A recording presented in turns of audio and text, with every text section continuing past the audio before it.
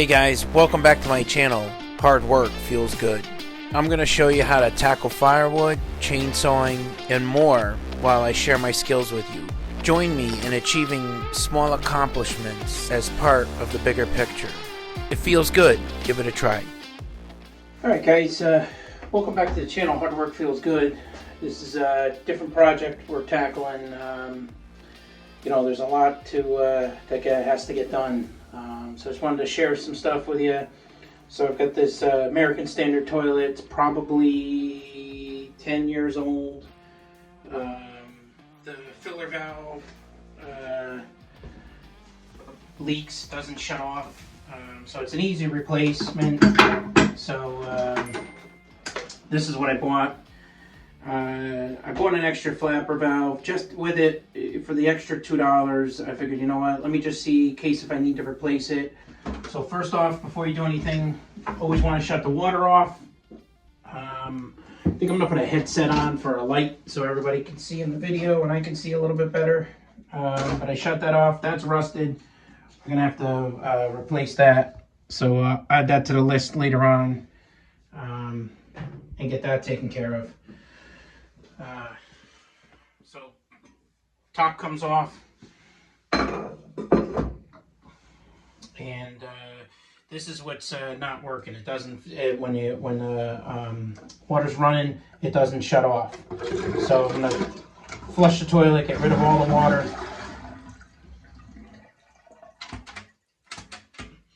All right, so basically there's a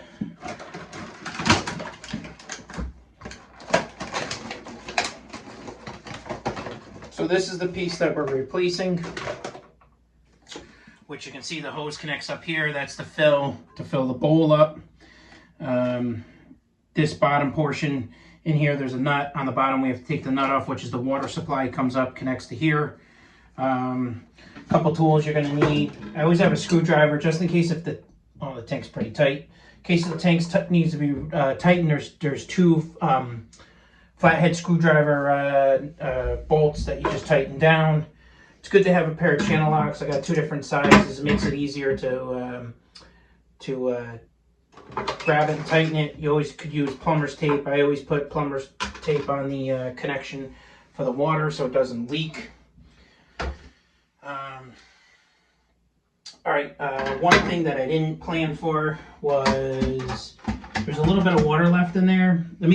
Give me a minute. Let me grab a small little bucket, and so this way the water, when you disconnect underneath here, when you disconnect the hose for the supply line for the tank, the water's going to leak out. I don't want to get it all over the floor. So, all right, guys, I got a little tray to collect the water. So just to give you a heads up, this house we bought maybe a few years back, and long story short, the plumbing was interesting the way it was done. I've been doing nothing but correcting everything. So as you see, there's they use two short hoses for the water supply line. It's not really neat, so I added that to my list. I'm gonna go back and snag a nice one-piece supply line instead of doing two like that. I also got to get, like I said, I got to get a new plate. It's rusted. I didn't realize that, but I don't know if you can see, but that is what I'm dealing with. So taking that off from underneath, and then from there, I'll add all the new. Trying to collect all the water that I can. I am going to make a mess, I know it. Here we go. One thing you always learn about toilets, no matter what, they're in bad positions, they're tight, the lighting's not good, it's always a left-handed situation, and then when you're left-handed, it's always a right-handed situation. So, alright, so we got that situated. Alright, so now it's just a matter of, there's a second nut that we got to get off, which I'm going to try to get it by hand. If I can't, that's what the channel locks are for.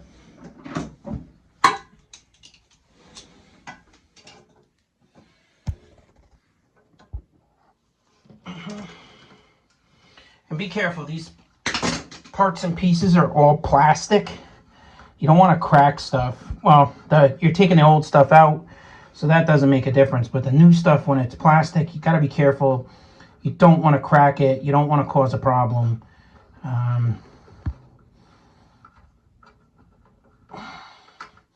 It's like I was saying, there's plastic nuts. Everything's plastic these days. Nothing's what it used to be. There's going to be some more water is going to leak out when I pick this up. Well, first off, let me disconnect this little rubber hose, which is the filler hose. Get that out of the way. Whoop. There we go.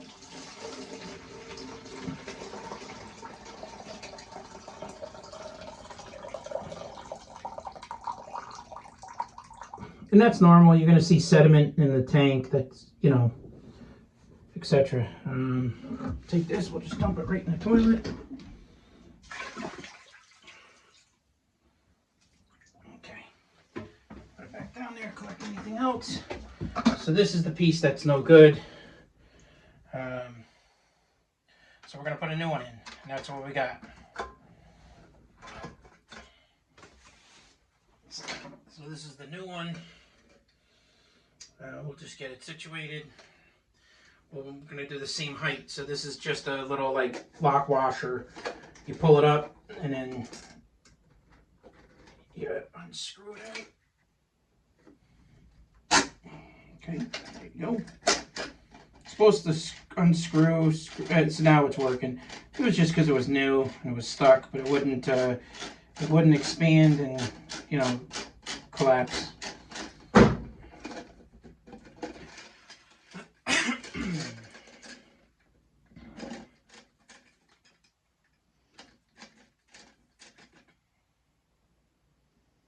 Okay, so that's the same height. This way you don't have to guess. Last thing you want to do is put it in and then have it the wrong height. You're adjusting, you're over adjusting, and then it's just a nightmare. I'm going to adjust this too. This is the floater. This shuts the water on and off. I'm going to make it the same length that it is right now, which is easy. You can just spin it by hand. If not, you just throw a little screwdriver on there and you can adjust it.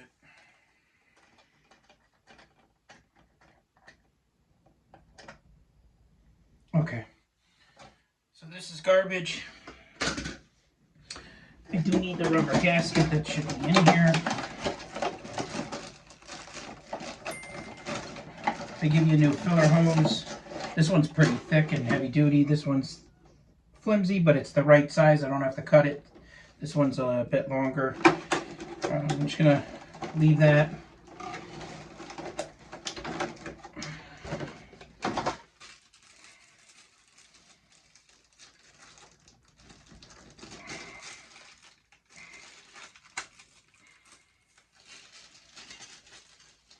So if you have the other style of fill, this would go over and connect to the fill to fill the bowl. This is a different setup, so you're not using a full amount of water. So if you're, you know, doing a number one, you push this, you do a number two, you push the other button and it flushes more water. So it saves water.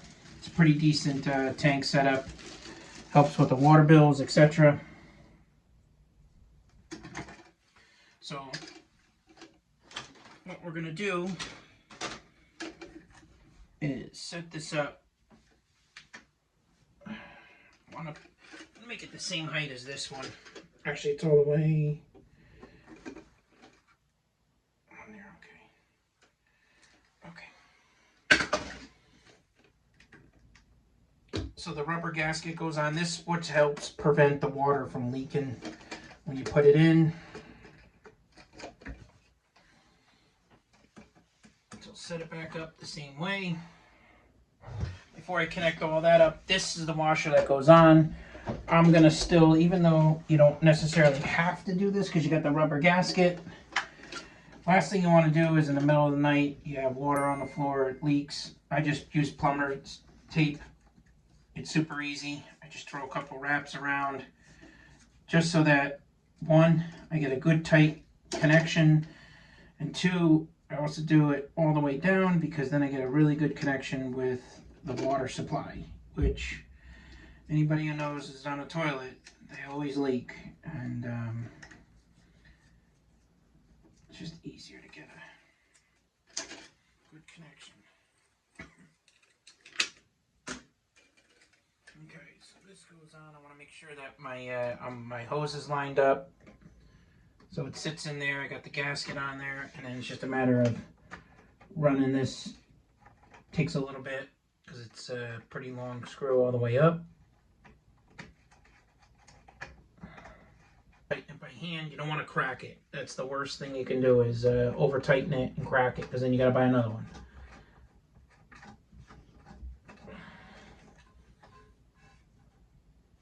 I'm going to connect this up just so I got a good angle. I know it's in the right position, and crank it down.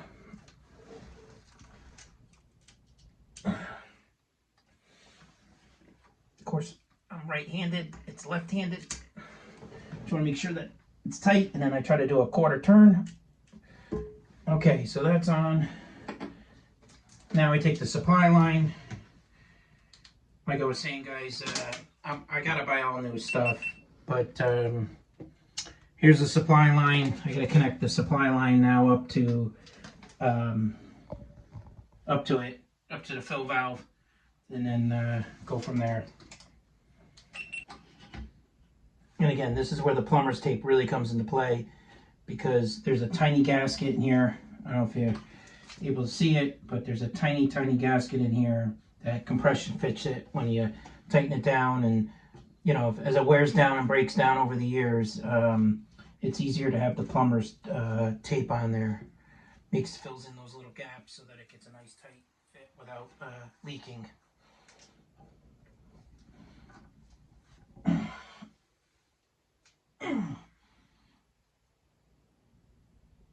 Okay, that's pretty tight, although that's left-handed.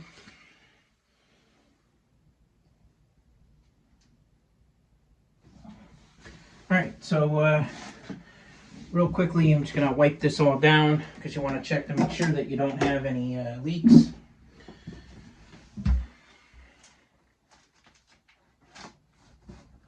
That's most important. You don't want any leaks. So turn the water back on.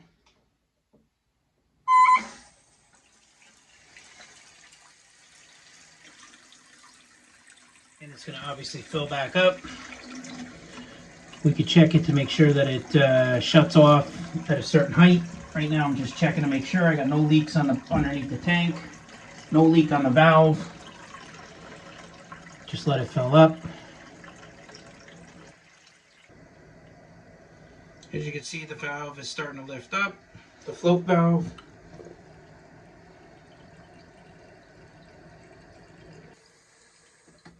And there you have it, guys.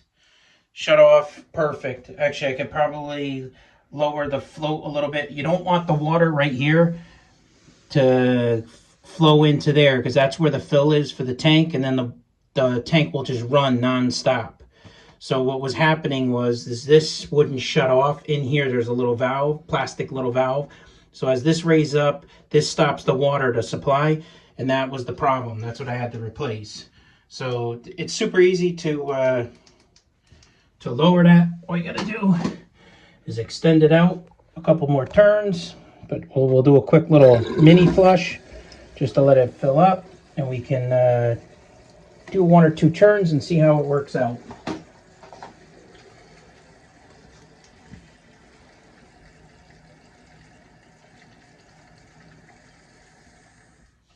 Perfect, guys. Actually, I could go a little bit lower. I mean, it's perfect the way it is, but I can extend it down a little bit more. Other than that, guys, that's it.